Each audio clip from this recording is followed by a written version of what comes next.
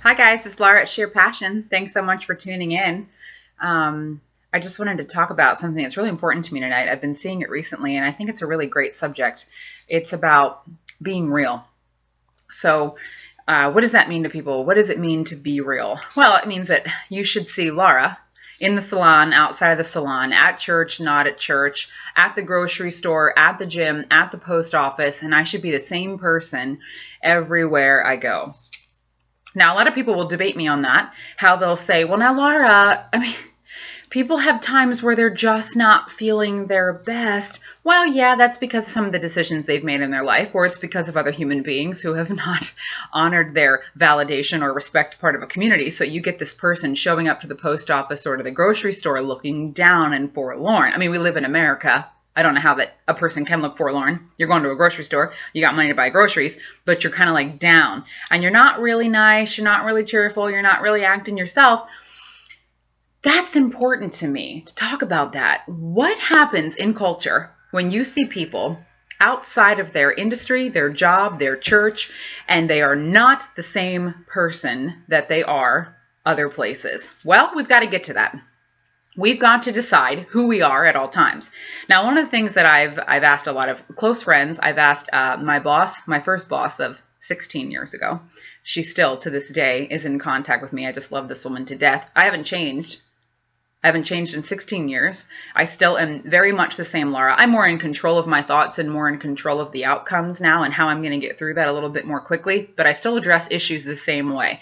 I usually want to address issues with people and how people are treated and how people act in certain areas, but are not the same outside of that. Now, my husband will tell you, Joshua's fabulous. This man is fabulous, but he will tell you, I am the same everywhere. I constantly ask this man, do I act different inside of a church and I just ate dinner outside of a church? Do I act different everywhere I am? He's like, are you kidding me? He was like, no, you're consistently the same with everyone all the time. It's what I love about you. You don't have faces. And so there have been times where my attitude can be poor or I can be angry about something. But when I'm with other people, I tell them, I'm sorry, I'm dealing with something. I'm thinking through something. Even my stepson, I hate that word. Even Logan.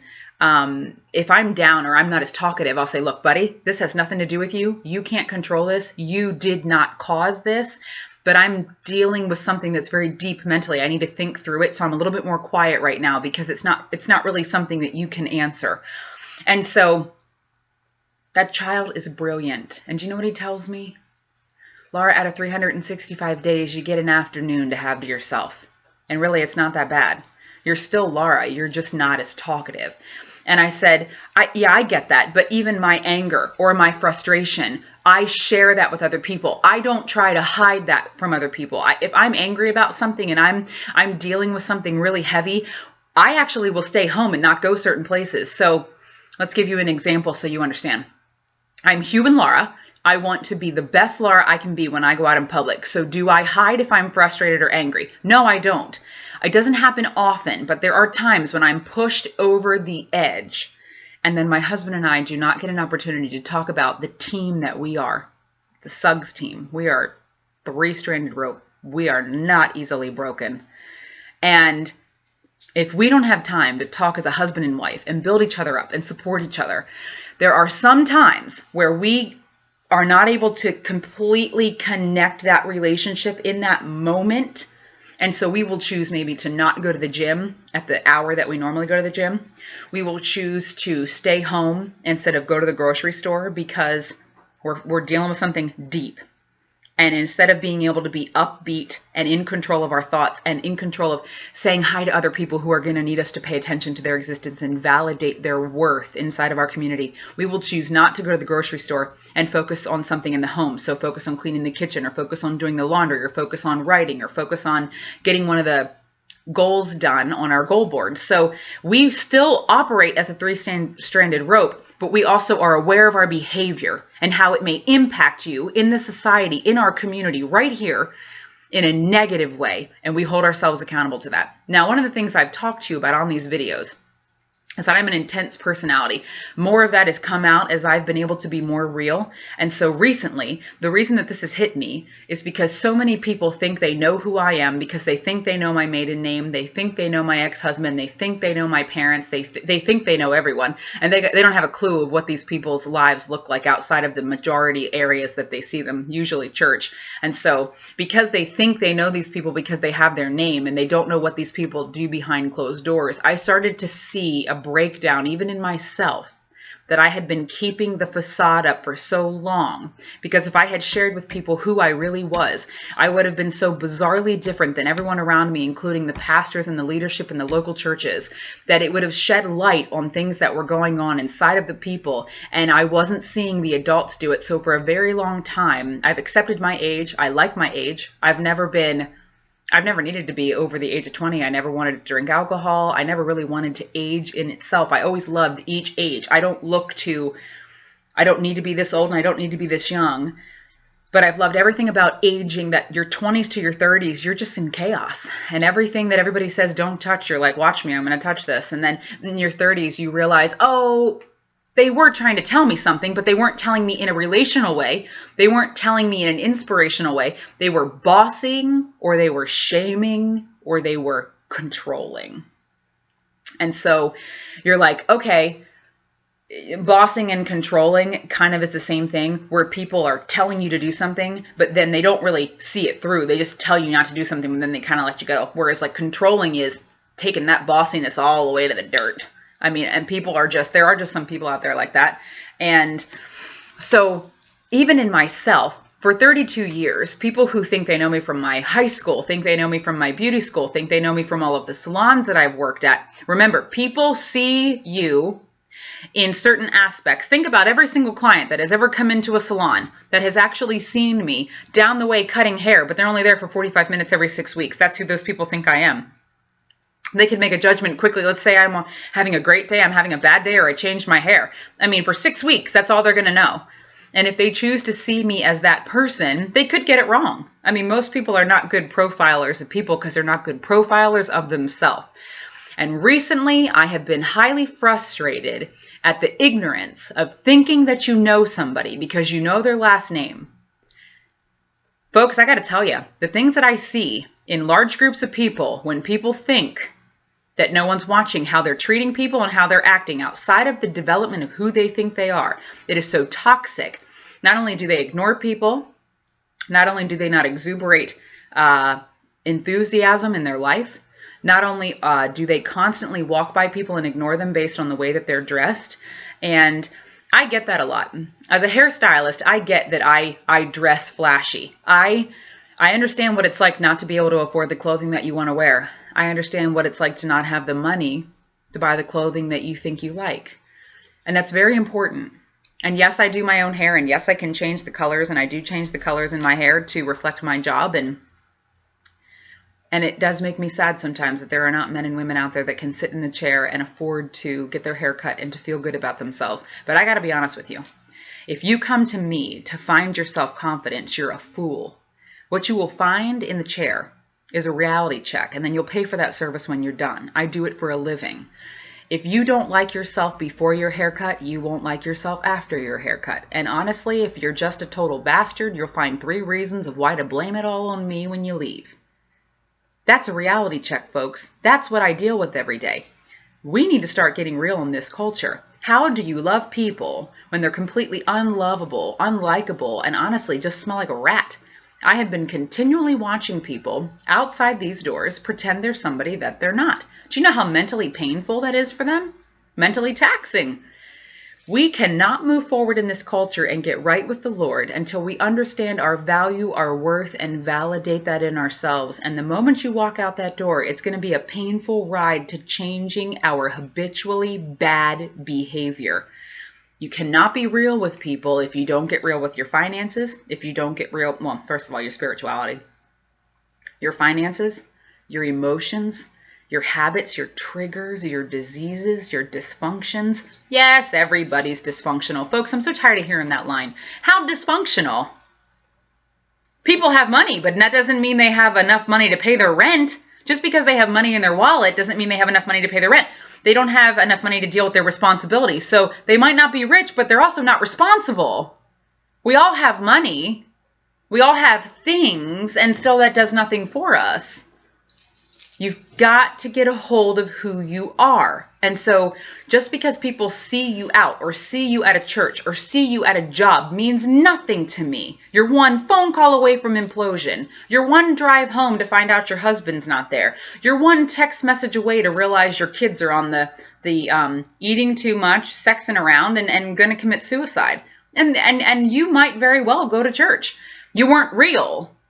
See, you weren't real, though. You went to church, but none of you were real, that you all needed to choose Jesus Christ for yourselves. And how were you going to do that if you weren't able to talk about when you're down, when you're frustrated, when your relationships aren't working out? You're not going to find total truth in the pews of a church until you can be real with yourself. That includes the staff that works at the church.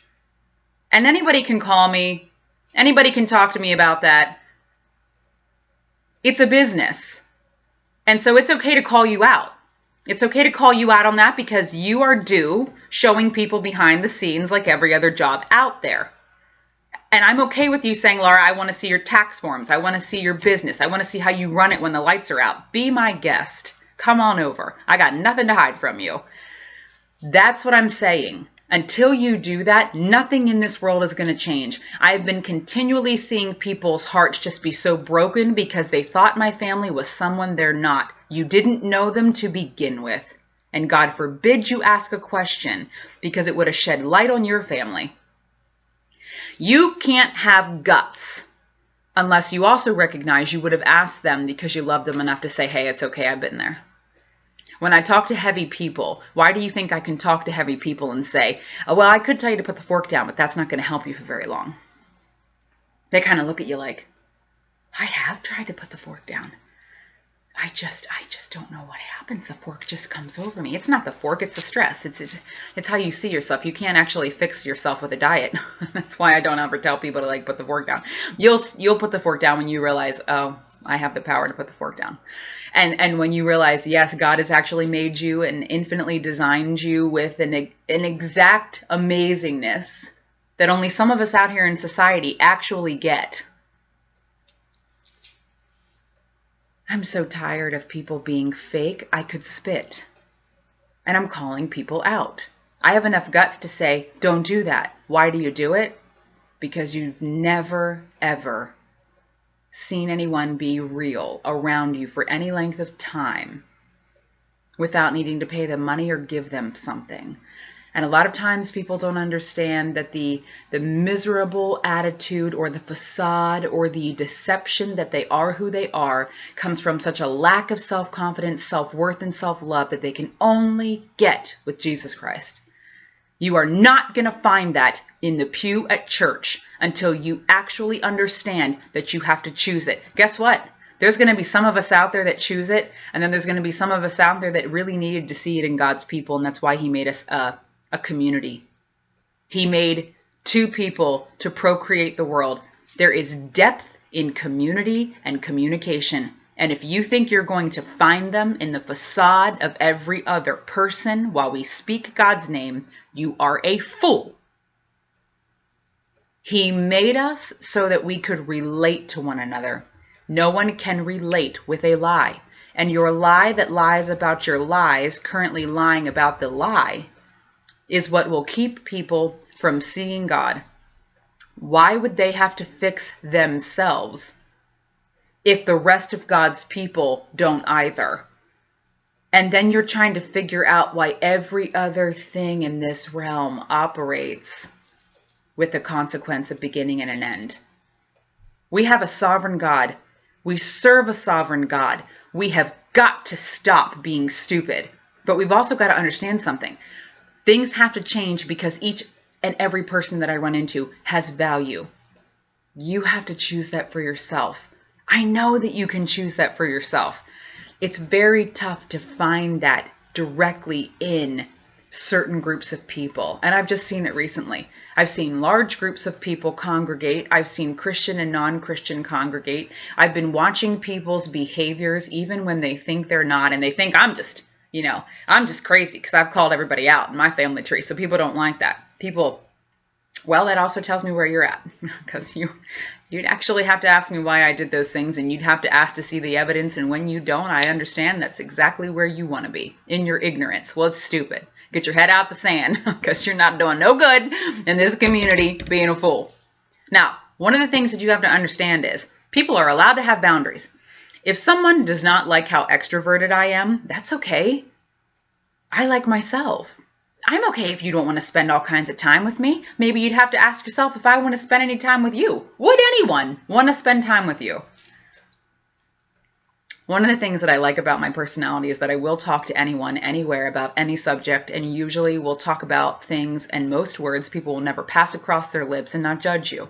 Now, one thing I will say is that there is an accountability to what we do with our bodies and our minds. I'll be the first person to talk about a subject that can clear out a room. And I will not judge you, and I'll tell you how I've been there myself and how I dealt with it. I will laugh with you. I will cry with you. I will be real with you. You can see my checkbook. You can see my wallet. You can read my emails. You can be on my cell phone and read my text messages. I have nothing to hide from you. And if I don't know what I'm doing and why I'm saying what I'm saying and why I'm standing up for what I believe in, then I don't really believe in this dance. And if you can take me off kilter in about 3 minutes of reading emails, then I'm do it. See, the problem with doing that is the moment that I tell people I will do that and I will hand you my phone, you don't even know how to take that because you're not ready to hand me yours. So immediately you go, I don't want her to read my emails, so I'll tell her no. How convenient. I didn't ask to read yours. You immediately tell me that you're hiding something and that you don't know who you are and you're afraid you're trying to impress people. And so therefore, you also try not to piss them off. As much as you try to impress, you try not to piss off. Those are extremes. That's not actually reachable every hour of the day. It's not duplicatable. It's ridiculous because whoever you impress today, it won't work for that person tomorrow. It could piss somebody off. The reality is, if you do not know who you are every hour of every day, the person you take into each location is cloaked in a different face of yourself. It's a facade. It's a deception. Which person or which part of you am I supposed to trust? The person I saw at the grocery store? The person I saw at church? Maybe I should never trust her at all because she's playing a game. She's playing a game so all the Christians will like her. Am I supposed to trust who you are at the gym? Who you are at yoga class, who you are at the local tea spot, who you are at the local pedicure area, who you are when you come to see me for a haircut. Who are you? Who are you? You need to answer that question. I can honestly tell you this. Recently, watching adults in this culture behind people's backs act like absolute fools, and then I get calls and text messages of people's behaviors, and no one will call them out. That's because of who they think they are and the titles they have behind their names. I got to be honest with you. It's a lot of letters. They put their pants on the same way and they're going to have to answer to the Almighty God. And if they can't answer the questions that you have to ask them, then maybe they should think twice about their behavior. One of the things that I want to tell you is the thing that we do in this culture that is disgusting and puts the individual self down is not believing in your total value. That means if someone walks by you and you know them and they choose to ignore you, how low they feel about themselves. God created us to communicate and to be in communities. We're all human beings and we know how hurtful that is. For the most introverted of person and the most extroverted of person, if we knew each other and we know each other's names and we'd have multiple places that we had walked and we can identify one another and know where the person lives, the moment that person does not acknowledge with eye contact, a smile and hello, we have damaged one another deeply. Unless there had ever been a conversation that we were going to allow each other to be let go. There's no judgment, but we do have a boundary on one another because we constantly infuriate each other. That is when you can at least say hello. You can acknowledge the person and you don't get into deep conversation because there's an understanding there. But you can be civil. You can be a human being. What's a human being? If you don't know what that is, well, then you're going to need more than a video. You're going to need divine intervention. You're going to need a lightning bolt to the ass cheek. Because I got to be honest with you. I'd love to do a personal human study. Take people out of dysfunctional families for 2 years and love on them while you give them complete responsibility to clean up the muck in their lives. pay off their debt, live within their means, eat correctly, go to bed on time, wash your skin with non-toxic products, drink water, put the Diet Coke down, it's killing you. Get right with Jesus. Because you believe in the stance. I believe in loving the temple that God has created and recognizing what a human being needs to survive. And I got to be honest with you, if you can recognize what we need to survive, then you better recognize what we need to thrive. And if you're not causing that in your garden, then God help you. Every fruit and vegetable needs to uproot themselves. It'd be better to throw themselves out of the garden box and hope they reroot somewhere else than to think they're going to be fed in your toxic box of crap. I'm going to stand up to it, America, and I'm going to teach us how to do it because we're all worth it. Am I angry about it? You better believe I am. Most of this stuff happens in middle-class families who constantly go to church. Do I have a vendetta against the church? No, I don't. But I got to be honest with you. If I was the devil, the first place I would start is with the Christians. Let me say that again. If I was the devil, and I knew exactly how to take down the world, where would you be starting? With the Christians. And money. Sex will work itself. I would infiltrate the church so deep and so passive-aggressively that most people on their worst day won't call it out. You're going to need somebody with brass tacks to be able to call out passive-aggressive, nasty, vile human behavior. You got her. You got her. She is right here. That is this girl. I got to be honest with you. I have had it up to my eyeballs in facades. It's because you've never had anyone love you. You have never known why you can't love yourself. And you are on a slippery slope because every year it gets more difficult to keep up your deception. And there is no money. And there is no him that can make those voices go away that you are nothing and it's slipping out of your reach. People are catching on. Yet no one has stood beside these broken people and helped them be better. I'm not talking about young people. I'm talking about people in their 40s, 50s, and 60s. How many people have walked by these people continually and seen the dysfunction, and instead of trying to help them be better, they've tried to give them a financial advisor. They've tried to get a girls' night. They've tried to make them richer. Folks, none of those things work. Everything works inside the brain to say the Lord has created Laura with value. She has worth, she has ability, and she can do all things through God who strengthens her. And from that moment on, I need to go out, get a counselor, a financial advisor, new habits, a new job, a new way to do things. And those roads are hard to travel. And I might fall down and I might mess up. That's okay. That's okay. People have to understand habits and how hard it is to break them. And what happens when you try to be better? The devil's going to try to derail you. Well, that's okay. If we were the devil, how would we do it? How would we derail? When somebody says, I'm going to go get my life back.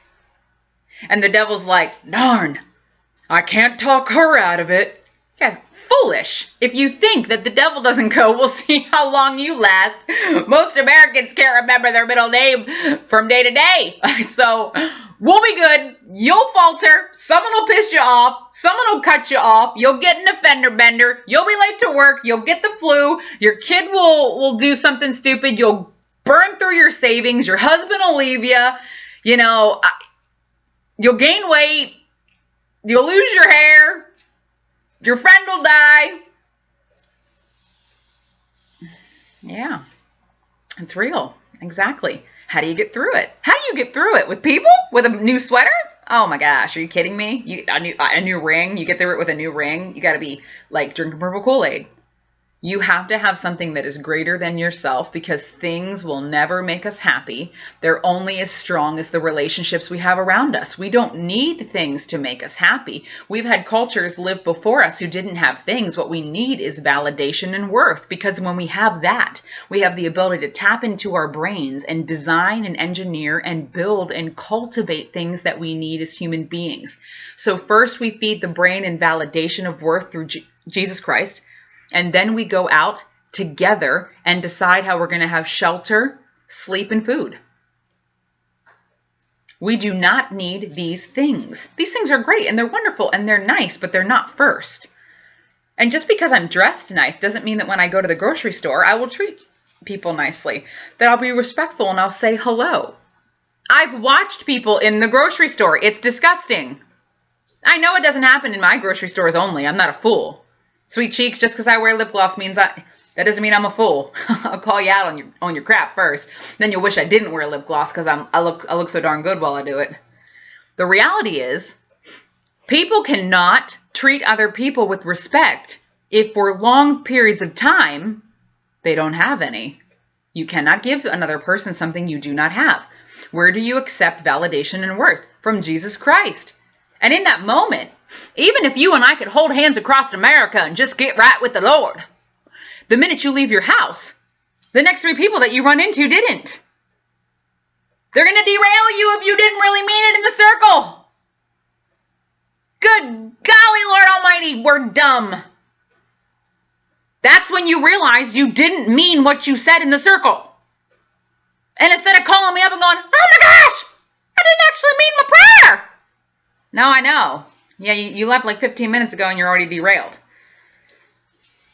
Because we have to believe in what we're doing. It should actually change our behavior. Especially when you get over my age. I really have less excuses more and more as my age grows.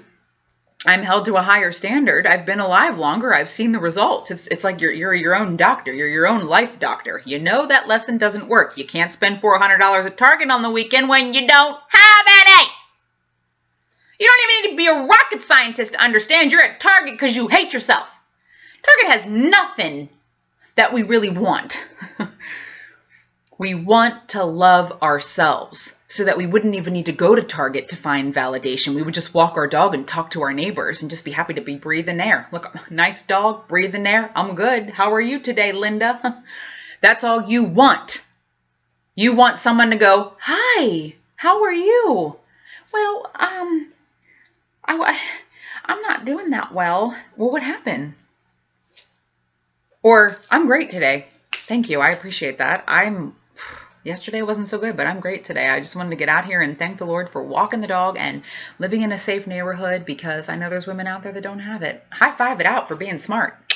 That's logical. I can work with that. You walk, I'll walk, we'll breathe air. Thank the Lord. People can't do that anymore because we're looking for stuff.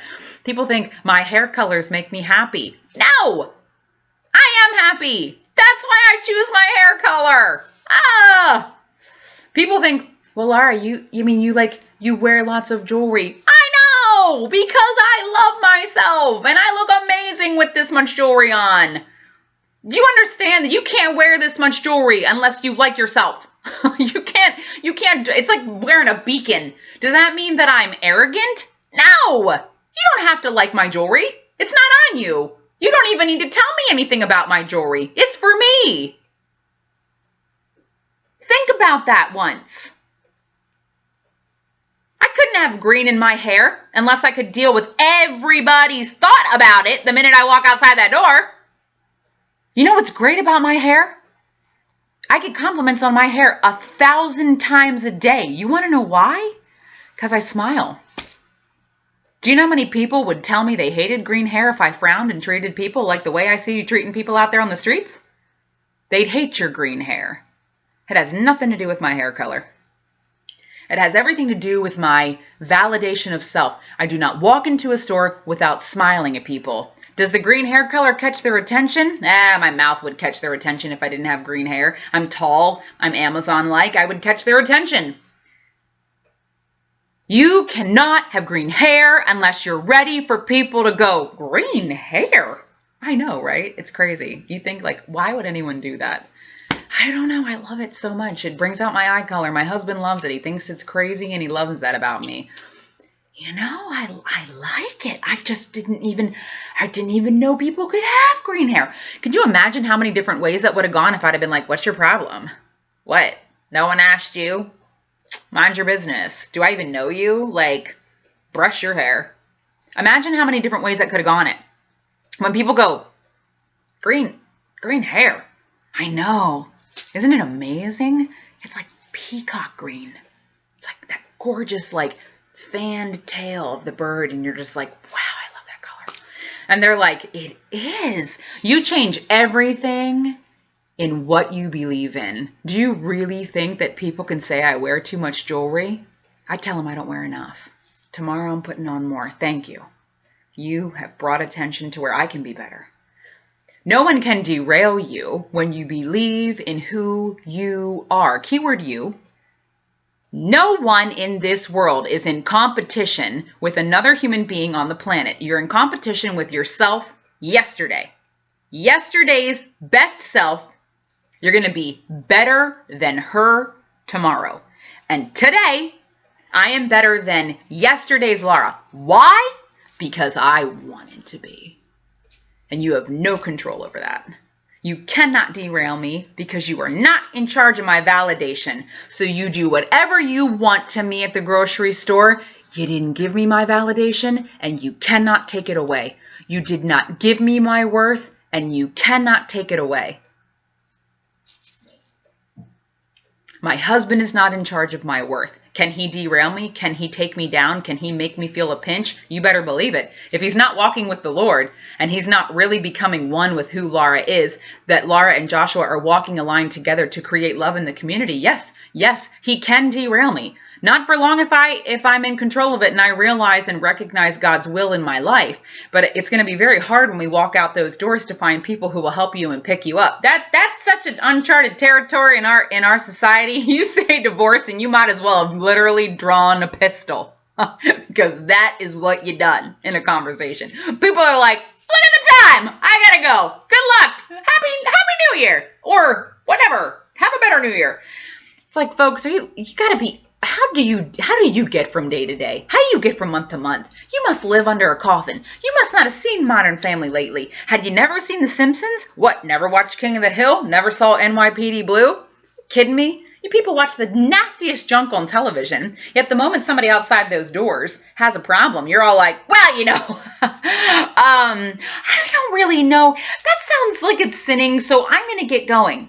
If we were real all the time, no one would ever find out about a divorce the moment that the divorce is announced. People would sense it in the couple and go to them and go, look, we have no control over your relationship. We only came because we know how this can hurt because we're married and we know how this can hurt. Is there anything we can do to help you? Have you gotten a second opinion? Have you talked to somebody about how compatible you are? Did you talk to people about where you started hurting each other's feelings because you're due that right to find it out? You're due that right because you're both worthy and you both live in this community. And when you're not real, it's going to trickle into society and it is going to devour every relationship slowly and passive aggressively. The devil was smart. He never used violence in all of the people to break down the relationships. He used violence in some. In the rest of them, he used deception. Because most people on their best day are never going to be able to stand up against it because they don't really believe in worth. How will that help them? How will that help the other people? How will that help their community? Because it's not about just calling out the sin. It's about saying, okay, I know it's your life. I got to walk away. I have a boundary. Where do we go here? Conversations, decision-making. There's decision-making in everything we do. The moment that we get dressed, the moment that we leave the house, the decisions that are made inside this house to feed the body, to get the body out of bed. How much sleep did you even give the body, first of all, before you rolled out of bed? What? You're not in charge of your body when it comes to sleep? You got a little leprechaun you need to go chase and knock down? He's in charge of your sleep? Little Sandman guy? Have a bag? You need to get back? Is that how it is? Well, you're in charge of your life every other time. But you lead less sleep than a normal human being because you have like subhuman powers? You're a fool. Better get your butt to bed. Get to bed. And then you get up. You don't eat breakfast? I'm sorry, are you an inanimate object? You a car now? You can go on fumes and a good oil tank as long as you have windshield wiper fluid. You rewrite in the book of the gut that you somehow can start your body and your metabolism on nothing, but every bodybuilder from here to there and every nutritionist says you can't? Well, good thing you know Jesus. Oh, yeah, because he's made you extra smart. The reality is, you're not going to do those things unless you choose your self-worth. You're like a wheel laying on its side and you're trying to push that thing. Good golly, stand up on end and roll. It's so much easier. Think about that. It's like pushing a tire flat on its side. It's not standing up like this. It's on flat, on the ground. Folks, we've got to stop doing that. We're not real. We're not real with ourselves. We're not real with our parents. We're not real with our siblings. We're not real with our churches. We're not real with our jobs. We're not real with our bosses, because God forbid we stand up for what we believe in. We don't believe in anything. And you've got to stop saying that you're praying and God's going to come back. Those two things remain true. They don't need debated. What needs to be done is that inside of our free will that we have chosen to stand up because we believe in those things. Not we sit down, we do nothing, and we wait because we believe in those things. Did you hear that? You stand up, you do what's right, and you get up and you speak out because you believe in those things. That way, the weaker can see that the leaders are speaking out. And what? Leading! Leading! Yes, I can still spell. I have had some hairspray over the last 16 years, I'm sure. Clog up my nose and lungs. You cannot expect the people out here in this society to understand why they need Jesus Christ if the Christians and the people who are leading do not depict it, and all you've got going on is a major case of deception.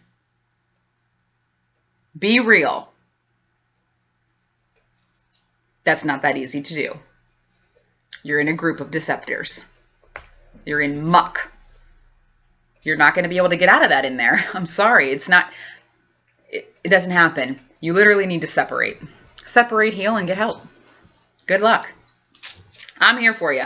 Write me emails. I love to debate this subject. This is amazing. Because I can tell you, there is a difference when somebody can accept you and who you are and all of your junk, and it's okay. Are you going to change it? That's a different discussion. I can be real with you. That doesn't mean your life's going to change. That's up to you and God and the road you're going to walk. It's going to be very difficult. I love people, but I am not going to fool you into thinking that this whole love in the 70s, peace, love, and no war, it's bunk. It's bunk. We're going to be better. We can be better. We can do all things. Humans are not stupid. We make decisions. We make choices. And they're not always the wisest. That's okay. See you next time here at Sheer Passion. Dropping it like it's hot. See you later. Bye.